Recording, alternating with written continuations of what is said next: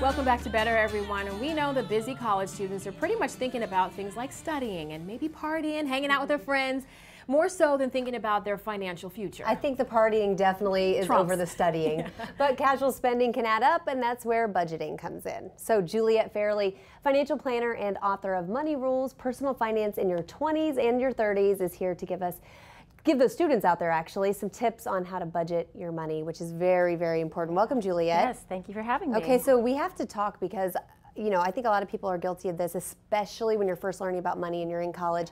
Casual spending, going to Starbucks, getting those late night pizzas, just spending random money.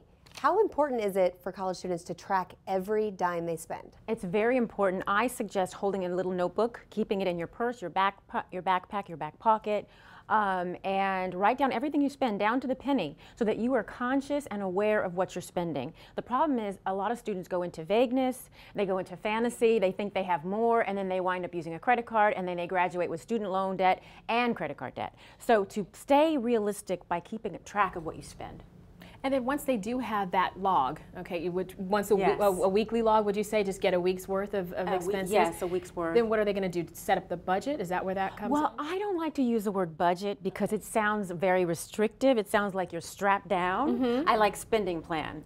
Spending plan. I like that too. So that you have financial boundaries. Right. Okay. I like financial boundaries. So a spending plan will give you it's kind of like counting calories.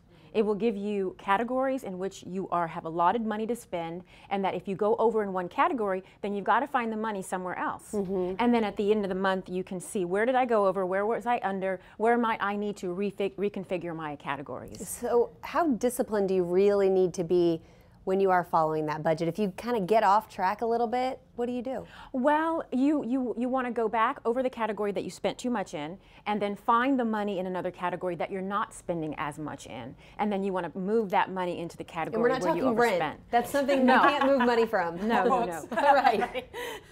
No, not rent. Rent you can't change, but any other expense that's not fixed is where you want to move the money. That's where you start teaching them, hey, look, okay, you can't go over it, but something else is going to have to be, sacrificed. Exactly. Right? Okay. And it's just kind of like dieting, because if you have too much of one thing, then you have to have a lighter dinner. Mm-hmm. And the goal is to stick with the spending plan, follow it, so that at the end of the month you may have a little bit extra to splurge with. Ooh, yeah. I like that. Juliette, I love you to death. You and I get along. We're right here.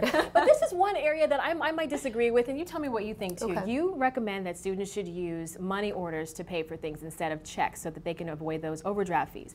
I personally would think that you would want to teach the students how, those overdraft fees can add up. Let it happen once or twice and they'll stop. But what's the reason you say money orders are better? Well, I think they have the rest of their life to sort of learn how, not be broke, but learn how to use a checkbook. But in college, I think it's so exciting. It's so fun. You're dating, you're socializing, you're partying, and you're studying, and you're taking exams, and it's your first time away from home, and it's your first time away from mom and dad, and it's really easy to forget what check has not been cashed. I got that. Okay. That is a good point. And then the fees add up. They do add up very quickly. This is a lot as it is for a college student to take in, and so I always say, you have the rest of your life to figure out how to. Okay. All right. Thank you so very much. We appreciate it. And never mind all the expenses once you get to college. Just the cost of earning that degree these days is enough to send any parent or potential student into a panic. It's a lot of money. Oh, it's so much money. As always, Juliette Fairley has great ideas on how to cut that cost down in today's Better Ways to Save.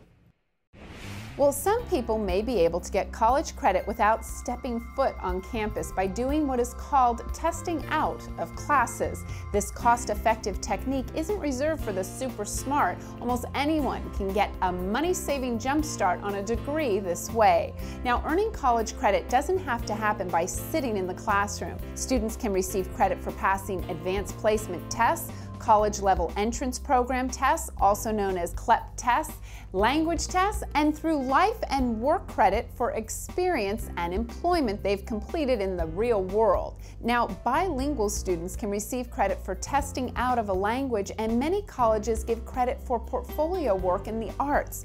Now, if you have taken a technical class as part of your job, make sure to check to see if it can be accepted towards a degree. Now, while it costs money to take the AP and CLEP tests, students can find themselves starting college with credits for basic classes. This can cut down the time it takes to earn a degree by a year or more. Thanks, Jeanette. And remember, a great place to check out deals is always bettertv.com. Click on the Get Coupons button and you will find coupons on just about everything you could ever need. We'll be right back.